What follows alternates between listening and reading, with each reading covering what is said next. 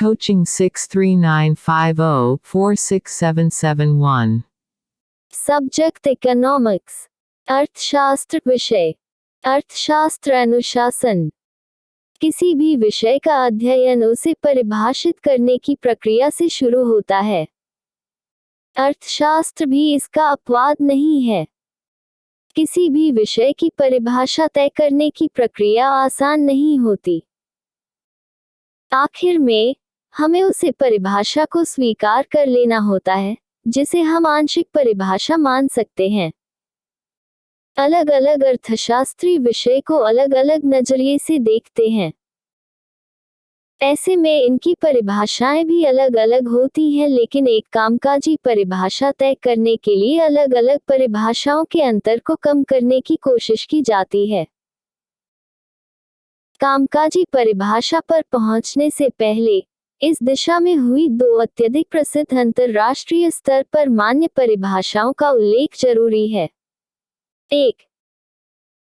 अर्थशास्त्र उस अवधारणा का अध्ययन है जो बताता है कि समाज किस तरह से दुर्लभ संसाधनों की मदद से मूल्यवान उत्पाद तैयार करता है और उसे विभिन्न लोगों के बीच वितरित करता है।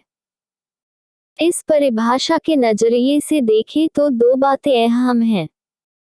उत्पाद भी दुर्लभ है और समाज को संसाधनों का इस्तेमाल प्रभावी ढंग से करना चाहिए। जाहिर है, अर्थशास्त्र एक महत्वपूर्ण विषय है जो संसाधनों की दुर्लभता और प्रभावी उपयोग की मांग का अध्ययन करता है। पिछली आधी शताब्दी के दौरान अर्थशास्त्र के अध्ययन में विभिन्न विषयों को शामिल किया गया है कि यह अलग अलग छात्रों के भिन्न उद्देश्यों को पूरा करते हैं। कुछ अर्थशास्त्र पैसा बनाने के लिए पढ़ते हैं। विकसित देशों के ज्यादातर छात्र खुद को अमीर बनाने के लिए ही अर्थशास्त्र पढ़ते हैं, लेकिन यह विकासशील देशों के लिए सही नहीं है। अगर सामान्य तौर पर कहें तो विकासशील देशों में अर्थशास्त्र केवल पढ़ा और पढ़ाया जाता है, उसका प्रयोग नहीं होता।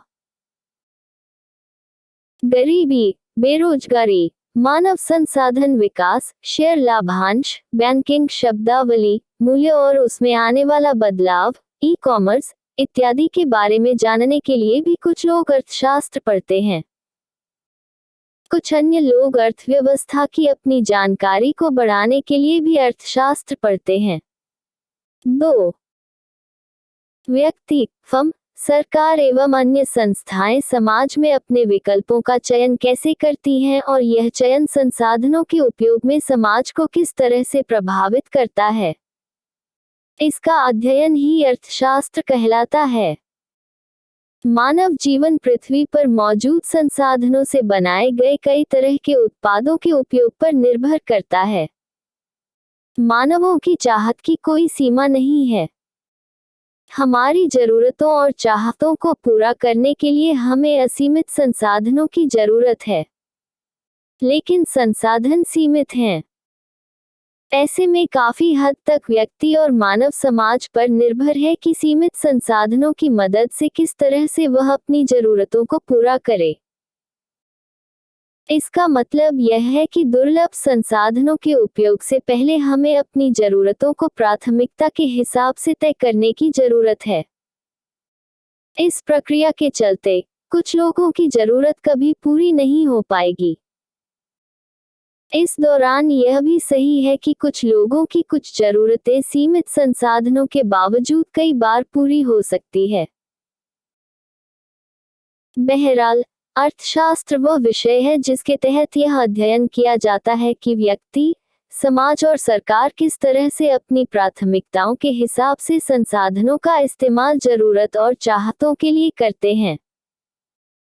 ऐसे विकल्प का चयन कला भी है और विज्ञान भी मानव समाज द्वारा चुने गए विकल्प जो समय और स्थान के साथ बदलते रहते हैं के अध्ययन को ही अर्थशास्त्र कहते हैं। यह मानव जीवन के अध्ययन से जुड़ा बेहतरीन विषय है।